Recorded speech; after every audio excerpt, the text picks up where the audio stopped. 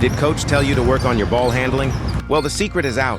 Get the ball hog gloves. These weighted gloves take away the grip of the ball, forcing your hands to work overtime. It's the ball hog gloves. You know what time. Like you see that, it's Karan Godwin with the ball hog gloves. Like if you don't know that dude. LeBron James gave Cleveland exactly the kind of road performance it needed on December 5, 2014. Leading the Cavaliers to a 105-91 win over the Toronto Raptors at Air Canada Centre and turning what had looked like an early season revenge spot into another sign that Cleveland was finally settling down. He finished with 24 points, 7 rebounds, a season-best 13 assists, 3 steals and 1 block in 42 minutes, making 9 of 18 field goals, 2 of 4 threes and 4 of 6 free throws.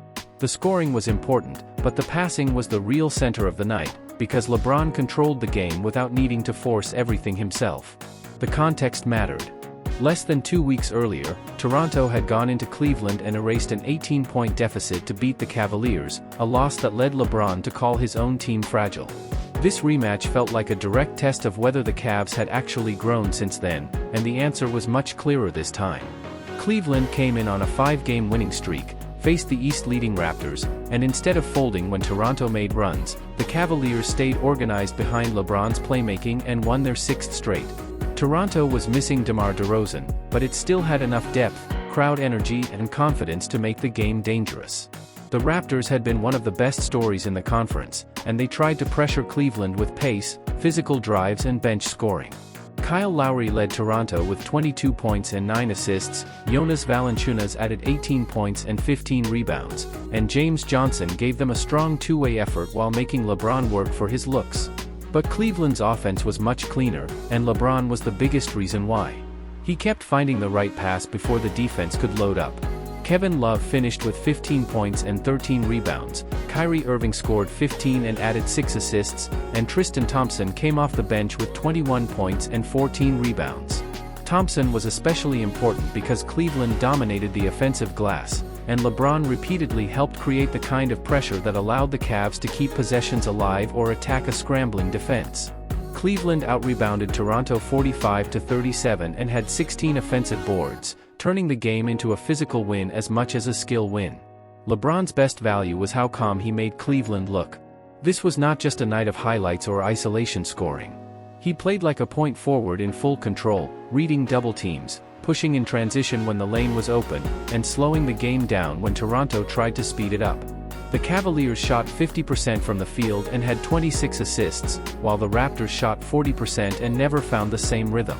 That contrast showed how much LeBron's decision-making shaped the game. The Cavaliers created separation in the second half by answering every Toronto push.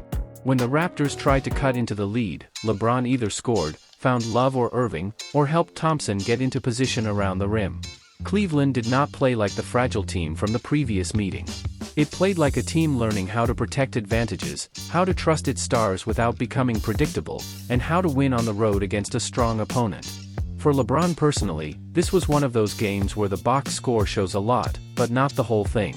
His 24 points led Cleveland, yet his 13 assists were what made the performance feel complete.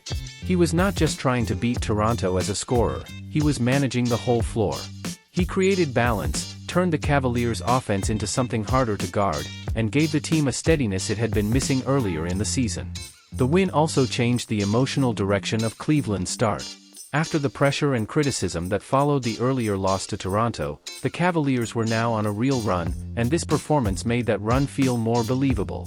LeBron looked comfortable, Love and Irving fit around him better, Thompson gave them huge energy off the bench, and Cleveland handled the Raptors in a way that felt mature rather than desperate. Against the East's top team at the time, LeBron did not need a 40-point eruption.